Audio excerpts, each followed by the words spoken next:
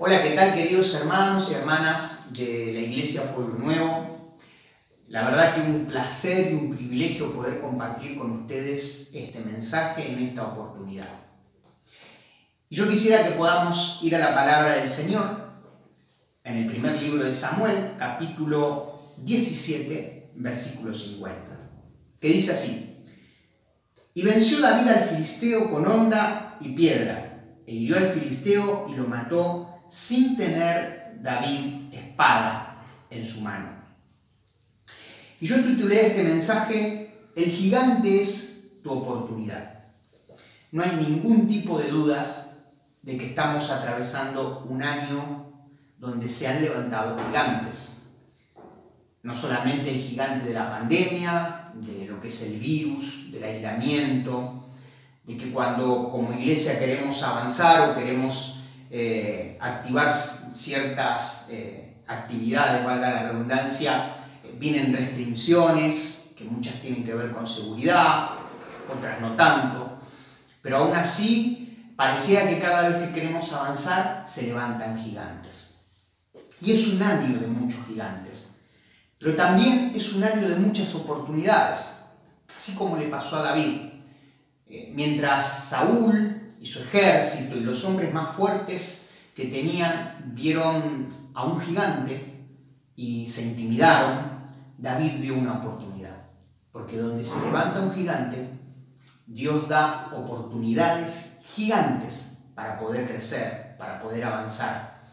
Y creo que estamos como iglesia a la antesala de grandes oportunidades para poder predicar el Evangelio, para poder vivir lo que va a ser una gran cosecha antes de la venida de nuestro Señor Jesucristo, oportunidades de estrategias laborales, oportunidades.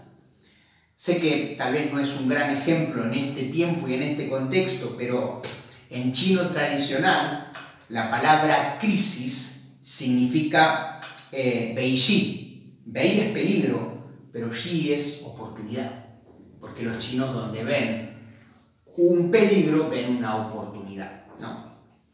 No sé si viene al caso justo el ejemplo, pero sí quiero decirte que donde se levantan gigantes tenemos que ver, donde se levanta en crisis tenemos que ver que detrás de eso hay una gran oportunidad para nuestras vidas. Porque como dice la palabra, mayor peso de gloria vendrá sobre nosotros cuando pasemos la tribulación. Así que tal vez le estoy hablando a hermanos, hermanas que están pasando por gigantes familiares, por dificultades, por gigantes que se han levantado en el matrimonio. Y ya hace tiempo, no es en la pandemia, sino hace tiempo que vienen dependiendo de un hilo y es momento de derribar el gigante que quiere destruir el matrimonio. Tal vez le estoy hablando a personas que le han levantado gigantes en el área económica. En este tiempo justamente se agravó más. Tal vez les esté hablando a madres que se hayan levantado gigantes con sus hijos, con adicciones, con problemas, con dificultades. Es tiempo de correr a la línea de batalla, es tiempo de derribar ese gigante, porque Dios te dará y nos dará una gran victoria. Pero quiero en primer lugar decirte que el primer principio es cuidar el corazón de lo que oímos y de lo que vemos. Ese es el primer principio. Es interesante que David no se quedó en el problema, no se quedó en la dificultad de lo que el gigante justamente decía, sino que él vio la oportunidad para crecer, para avanzar y no se quedó en la pregunta. Seguramente muchas cosas están pasando, han pasado y van a pasar, en las cuales no entendamos, porque somos seres limitados y Dios es ilimitado. Y como dice la palabra en Deuteronomio, las cosas secretas le pertenecen a Jehová. Hay muchas preguntas que no vamos a tener respuesta, por lo menos acá.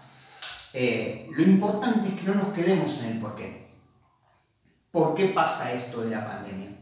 ¿Por qué los templos de la iglesia se cierran?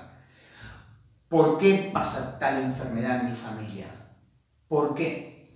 y salir de esa pregunta para transformarla en el para qué, porque no tengo dudas que hay un para qué detrás de esto. Y esto me hizo acordar a una ilustración que en su momento me sirvió y fue de gran bendición para mi vida, y cada vez que me acontecen cosas que no son tan buenas, siempre entiendo de que Dios es bueno y Él sabe lo que hace. Aunque muchas veces no entendemos, pero por fe, porque la fe no es entender, la fe es creer, sabemos que siempre Dios tiene preparada esa gran victoria. Y cuenta que había un rey enojón, un rey impulsivo, iracundo, y este rey tenía súbditos, y dentro de todos sus súbditos estaba un hombre que tenía fiel y firmes convicciones, porque creía en Dios. Pero cada vez que este rey se enojaba, se la agarraba con todos, incluido Dios. Y en una oportunidad deciden ir a la selva, y cuando deciden ir a la selva, lleva también a este súbdito fiel y leal. Y cuando estaban en la selva, este rey tiene un accidente y se lastima el dedo, se le escapa un disparo de la escopeta y se lastima el dedo. No lo pierde, pero le queda todo marcado, así que lleno de sangre. Este rey dice de todo, menos aleluya, dice de todo, y empieza a enojarse, empieza a insultar, y el súbdito le dice al rey: tranquilo mi rey, Dios es bueno y Él sabe lo que hace. Así que imagínense este rey enojado en esa circunstancia, y le dice: si Dios es bueno y Él sabe lo que hace, ¿por qué permitió que yo me lastime el dedo? Así que se enoja con el súbdito y dijo: esta no te la dejo pasar, cuando lleguemos voy a mandarte al calabozo de castigo. Así que llegaron y el rey le dice al súbdito: ¿tenés algo que decir antes de entrar al calabozo? Y el súbdito le dice: tranquilo mi rey, Dios es bueno y Él sabe lo que hace. Así que lo internan allí en el calabozo, pasaron los meses y este rey decide volver a cazar, pero esta vez se mete más adentro en la selva, lleva más súbditos y va allí a cazar y se encuentra con un grupo de caníbales. Así que justamente los caníbales, que la especialidad es comer carne humana, los agarran, se los empiezan a comer uno por uno, a cada uno de los súbditos, y cuando le tocaba al rey, lo revisan y ven en el dedo la cicatriz, lo que tenía de la lastimadura, así que deciden largarlo, deciden dejarlo libre. Y este rey, caminando, comienza a pensar y a reflexionar en las palabras del súbdito. Y realmente dice: tenía razón, Dios es bueno y Él sabe lo que hace. Él permitió que yo me lastime el dedo para cubrirme, para cuidarme, porque sabía lo que me iba a pasar en el futuro. Así que cuando llegue voy a sacarlo a mi súbdito leal y fiel. Y llega y lo manda a sacar. Y cuando lo manda a sacar, el súbdito sale muy mal, en muy mal estado, y le dan de comer y lo bañan y lo ponen bien. Entonces el rey le pregunta nuevamente al súbdito: yo me quedé con esta duda, Dios fue bueno conmigo porque me libró de la muerte, pero ¿por qué no fue bueno con vos? ¿Por qué permitió que vos estés en el calabozo y estés allí padeciendo si vos crees en Él? Y el súbdito le dice al rey: tranquilo mi rey, Dios es bueno y Él sabe lo que hace. Porque si yo hubiera estado con los súbditos en la selva, a mí me hubieran comido, porque yo no me lastimé ningún dedo. Y Él prefirió guardarme, aunque sea en el calabozo, para guardar mi vida. Y ahí entendieron que Dios es bueno y Él sabe lo que hace. Hay muchas cosas que no entendemos y que no sabemos, pero sí tenemos que tener la certeza de que estamos en el hueco de su mano y que Él ve y Él sabe aquello que ha de acontecer. Él va adelante nuestro. Y si Él va adelante nuestro, eso nos tiene que dar paz. Así que David no se quedó en el problema, no se quedó en el gigante, no se quedó preguntando dónde está Dios, sino que vio una oportunidad. Y el primer principio para poder avanzar y para poder encontrar la oportunidad en los gigantes que se han levantado en nuestras vidas es cuidar nuestro corazón de lo que oímos y de lo que vemos. Yo quisiera que me acompañes allí en el capítulo 17, pero esta vez vamos a leer el versículo 11, que dice así: oyendo Saúl y todo Israel estas palabras del filisteo, se turbaron y tuvieron gran miedo. Versículo 16. Venía pues aquel filisteo por la mañana y por la tarde, y así lo hizo durante 40 días. Versículo 24. Y todos los varones de Israel que veían al hombre huían de su presencia y tenían gran temor. Y por último leemos el versículo 32. Y dijo David a Saúl: no desmaye el corazón de ninguno a causa de él. Tu siervo irá y peleará contra este filisteo. Lo primero que tenemos que hacer es guardar nuestro corazón de lo que oímos y de lo que vemos. Todos estos versículos marcan cómo tanto Saúl como el ejército oían con el corazón y les daba gran miedo. Sin lugar a dudas, con las palabras y la exageración, los filisteos intimidaron al pueblo de tal modo que los corazones comenzaban a desmayar por lo que escuchaban, pero en realidad ellos maximizaban, exageraban, no era la realidad. Dice que el ejército de Israel era 3 veces más grande en cantidad. Sin embargo, ellos lo exageraban, lo maximizaban. Entonces ellos comenzaron a ganar la batalla de la mente, del corazón, y el pueblo de Israel empezó a tener miedo, empezó a tener temor. ¿Por qué? Porque era sencillo. Dice 40 días por la mañana y por la tarde, o sea, 80 veces, que te repitan, 80 veces. Ellos estaban con miedo en su corazón por lo que habían oído. Lo que oímos determina lo que pensamos. Lo que pensamos determina lo que sentimos. Y lo que sentimos va a determinar lo que llegamos a hacer. Cuidado con exponer nuestro corazón a las voces negativas del infierno, porque eso va a abrir una brecha al temor.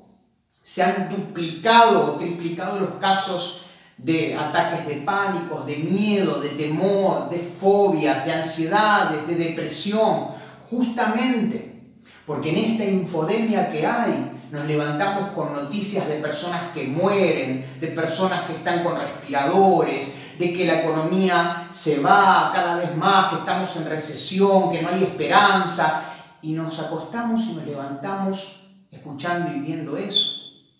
Cuando nuestro Dios sigue sentado en el trono, Iglesia Pueblo Nuevo, cuando nuestro Dios sigue siendo el Rey, va a seguir siendo nuestro proveedor, va a seguir siendo nuestro Rafael, que nos va a sanar y que nos va a cuidar y que nos va a guardar. Y aunque tal vez parezcamos que estemos como el pueblo de Israel en Egipto, aún así dice la palabra que el pueblo de Israel crecía, eran más fuertes, progresaban y se terminaron yendo llenos de gracia. Creo que es muy importante escuchar y ver verdaderamente lo que el Señor nos dice y no tanto lo que la sociedad o lo que el enemigo o aún nuestro propio yo nos puede susurrar, porque eso va a determinar. Justamente Filipenses 4:8 dice: en todo lo bueno, en esto pensad. Segunda epístola de Corintios 10:5 habla claramente que la guerra espiritual está en nuestros pensamientos y debemos llevar a la obediencia a Cristo todo pensamiento, porque se nos hace una ruta. Aquellos que les gusta escalar o les gusta ir a lugares así, siempre se encuentran en aquellas montañas o en esos lugares senderos, caminos, y esos senderos te van conduciendo. El tema es que esos caminos o esos senderos no se hicieron de un día para el otro.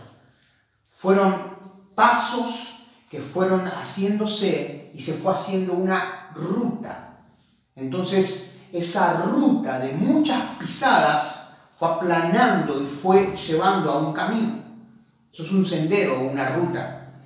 La pregunta es, ¿cuál es la ruta? ¿Cuál es el sendero de tus pensamientos? Porque si todos los días estás pensando en muerte, estás pensando en enfermedad, estás pensando en que te va a ir mal, estás escuchando, se te va haciendo una ruta, una rutina de pensamientos que te lleva justamente a un camino de derrota. Es por eso que tenemos que llenar nuestros pensamientos y renovar el espíritu de nuestra mente con la palabra de Dios.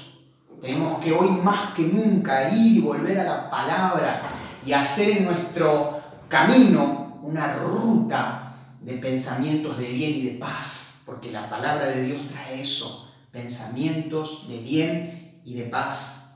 Por eso ellos estaban intimidados, porque escucharon con el corazón. Yo quiero invitarte, mi querido hermano o hermana, en que en esta oportunidad y a través de esta palabra comiences a hacer una nueva ruta en tus pensamientos y en tu corazón y te llenes de la palabra de Dios y deseches toda palabra que te quiera intimidar. Pero hubo una diferencia. David no dejó que se le haga una ruta en sus pensamientos y en su corazón y no se dejó intimidar. ¿Saben por qué no se dejó intimidar? Porque David tenía intimidad con Dios. David sabía quién era Dios, el Dios Jehová de los ejércitos. David tenía conocimiento, intimidad, todo esto nace mucho antes, capítulos antes, porque cuando él cuidaba las ovejas, cuando él estaba allí, la presencia de Dios estaba con él y él estaba aprendiendo y estaba conociendo a Dios y tenía intimidad. Como tuvo intimidad, sabía quién estaba con él. Por eso se pregunta, este incircunciso, este gigante va a desafiar al Dios poderoso. La intimidad que tenemos con Dios nos dará una valentía que no dejará que nadie nos intimide. La intimidad con Dios va a mostrar en tu vida identidad y no dejará que nadie te intimide. Las palabras van a estar siempre. La pregunta es cómo oímos y cómo vemos. David oyó con mentalidad de rey, aunque todavía era un simple pastor que llevaba la vianda a sus hermanos, pero su mentalidad ya era mentalidad de rey, él iba mucho más allá. Esa va a ser la diferencia, las palabras van a estar siempre, el tema es cómo vos lo escuches. El león escucha el ruido de las liebres, y el león no se mueve porque sabe que es león, pero las liebres escuchan un ruido del león, y por supuesto salen despavoridas, porque son liebres, y tú eres león.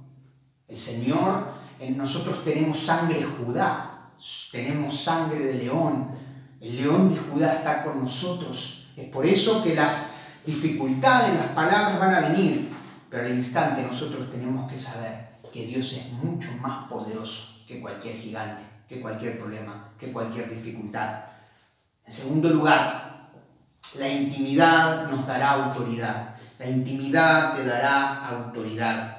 Y vamos a leer en el versículo 12 al 14 del primer libro de Samuel, capítulo 17, versículo 12 al 14. Y David era hijo de aquel hombre efrateo de Belén de Judá, cuyo nombre era Isaí, el cual tenía 8 hijos. En el tiempo de Saúl, este hombre era viejo y de gran edad entre los hombres. Y los 3 hijos mayores de Isaí habían ido para seguir a Saúl a la guerra, y los nombres de sus 3 hijos habían ido a la guerra, era Eliab, el primogénito, el segundo Abinadab y el tercero Sama. Y David era el menor. Siguieron pues los 3 mayores a Saúl. Qué interesante, ¿no? ¿Por qué no se atrevieron a confrontar al gigante los hermanos de David, que tenían más experiencia en guerra, que estaban en el ejército, que estaban allí con Saúl? Yo me pregunté por qué. ¿Por qué no se atrevieron ellos? Aún el mismo Saúl.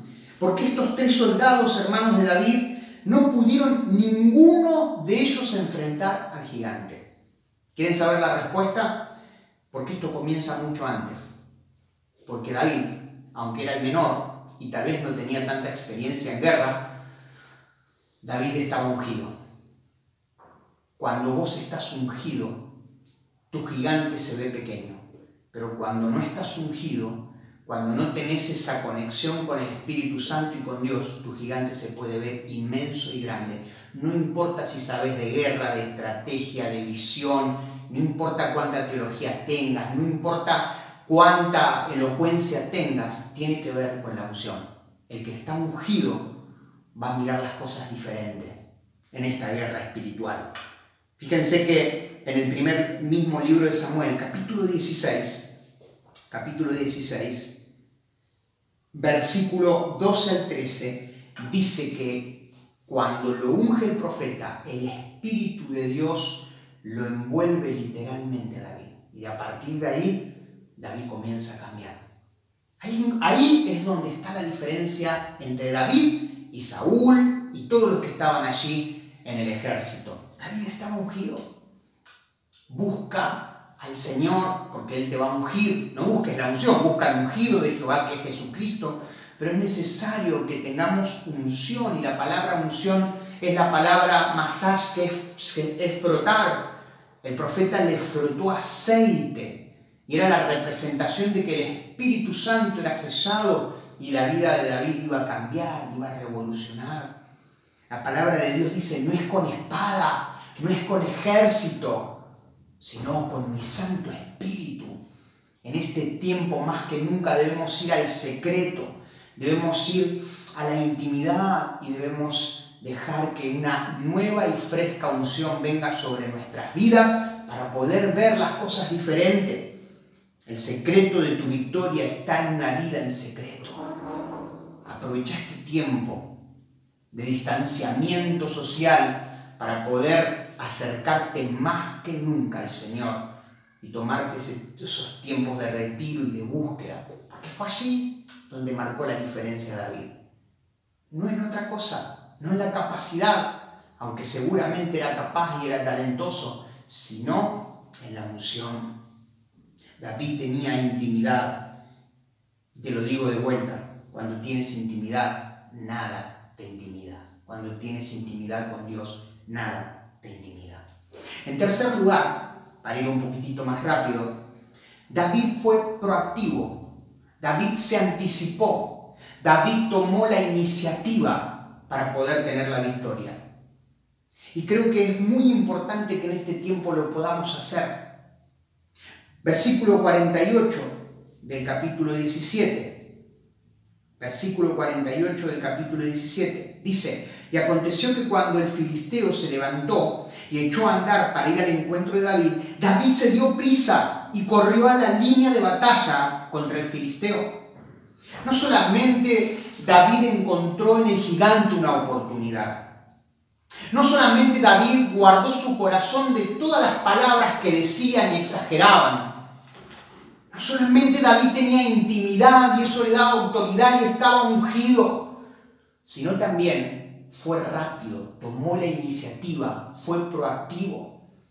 Y creo que muchas veces tenemos la unción, muchas veces oramos, muchas veces visionamos y tenemos la identidad de saber que Dios está con nosotros, pero no nos anticipamos a la línea de batalla. No tomamos la iniciativa en muchas cosas y solo quedan las oraciones. Y la Biblia dice que la fe sin obras está muerta. Es necesario anticiparnos a la línea de batalla, porque el gigante no se va a detener.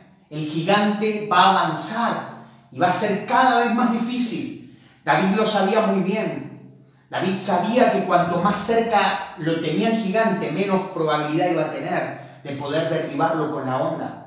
Por eso se anticipó. Necesitamos ser proactivos y no reactivos. No nos tiene que agarrar improvisando los problemas, las dificultades. Tenemos que actuar. No esperes más que el gigante de tu matrimonio con los problemas y las dificultades vayan creciendo cada vez más. No dilates más charlas que tenés que sentarte a hablar y decir, esto debe tener una solución en el Señor. No dilates más esa charla con tus hijos, no dilates más la carrera, no postergues más el ministerio, el llamamiento, no dejes que ese problema ministerial siga avanzando. Es necesario anticiparte e ir a la línea de batalla. Si sos papá, mamá y ves que tu hijo tiene un problema, no esperes a que eso siga creciendo y luego el problema sea mayor. Esto es sencillo, o crece el gigante o creces en la posibilidad de conquistar y de matar al gigante. Pero debemos hacer como David, corrió a la línea de batalla, accionó, mientras los demás, ninguno se movilizaba, estaban todos paralizados. Debemos movernos, iglesia. Es un tiempo donde debemos movernos, porque justamente la estrategia de aislarnos es paralizarnos. Y si nos paralizamos, nos quedamos estáticos, no podemos avanzar, no podemos crecer en los proyectos, en los propósitos, en los sueños.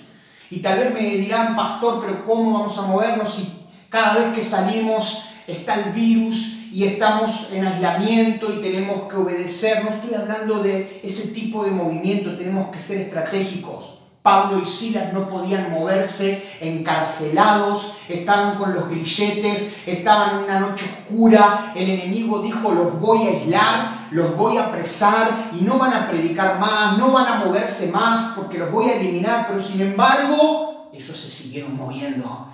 Y dice que comenzaron a cantar himnos y comenzaron a orar cada vez más fuerte. Y fue tan fuerte la gloria, la presencia de Dios, y dice que hubo un ruido como un terremoto. Y se abrieron. Entonces se abrió la puerta de la cárcel. Hubo un movimiento sobrenatural, porque en realidad, aunque estaban físicamente inmovilizados, espiritualmente se movieron.